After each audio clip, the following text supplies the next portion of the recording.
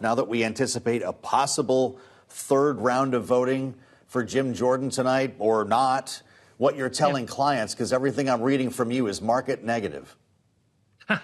Well, yeah, I mean, I think it is market negative, Joe. You got a situation where, basically the markets think that the House, Congress, Washington can't handle its own business and keeps getting confirmation of that in the news every day. So, yeah, it is market negative. And the other thing I've been telling people is also market negative is that this goes on right now.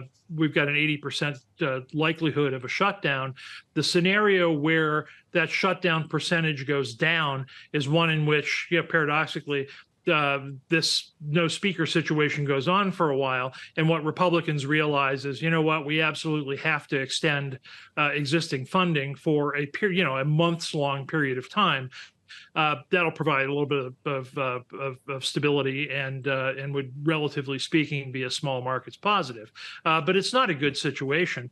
And the last thing I'd say on it is that Republicans are ruining their reputation for being able to handle the economy, because everything that markets see today indicates they can't. Let's talk about Jim Jordan for a moment, Terry. Do you think he's able to at least get closer to that 217 number if he was to go back on the floor for votes, as he says he will? I think it's unlikely. It's certainly possible. I mean, the situation is awfully volatile, as we've all seen today.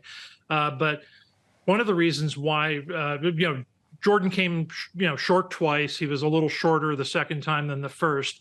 But he endorsed the, McHenry strategy, I'll call it, McHenry till the end of the year strategy, after becoming aware of other House members actually trying to run the vote up against him even a little bit more.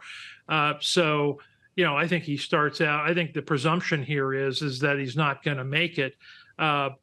And the politics are the same as they were before. I mean, this is, Jordan speakership is still not good for the centrists in New York, New Jersey, and the Northeast that arguably give Republicans the majority in the first place.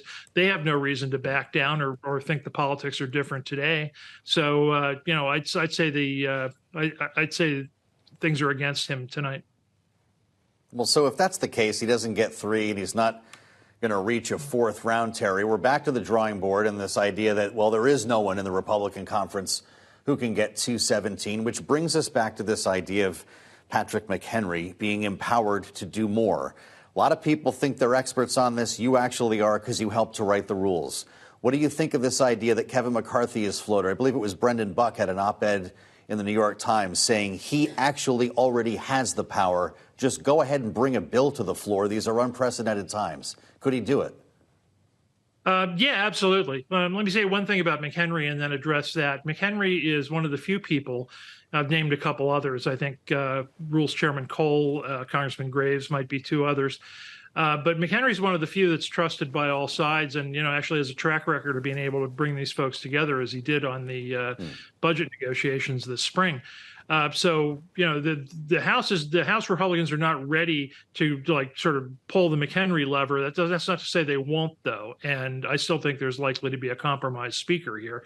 The thing I would say about the rules, and I hadn't read Brendan's piece, but I agree with it, is really this. What you have right now is you've got both political parties hiding behind a fiction. The fiction is that somehow, the things are far too complicated, and you can only run the House when there's a real speaker in place. That's actually not what the rule says. With the after 9/11, this is a continuity of government plan, as McCarthy just said on your intro, but. Continuity government plan, but continuity, throughout. It doesn't say continuity only in the sense of physical attack on the Capitol or anything like that. It's continuity of government plan. And the continuity is that there's a speaker pro tempore that, and I quote, may exercise such authorities of office of the speaker as may be necessary and appropriate.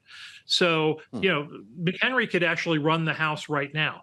He doesn't, he doesn't want to. His party wants a real speaker. House Republicans want a real speaker. Democrats are happy to let the mud wrestling continue. But right now, this situation advantages nobody. And what's forgotten in all of this is the duty that every member owes to the institution of the House. And keeping the House a viable place. And, they've, at least on the majority side, they've all completely forgotten that. Why is it up for debate then? Why doesn't he just bring a bill to the floor? These are unprecedented times, domestically and internationally. Well, when they have to, I think they will.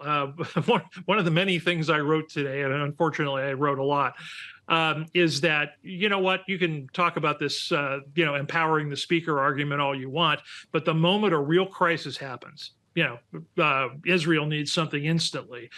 Ukraine needs something instantly. We have a incursion on the southern border from terrorists. I mean, you name your scenario that requires an immediate response.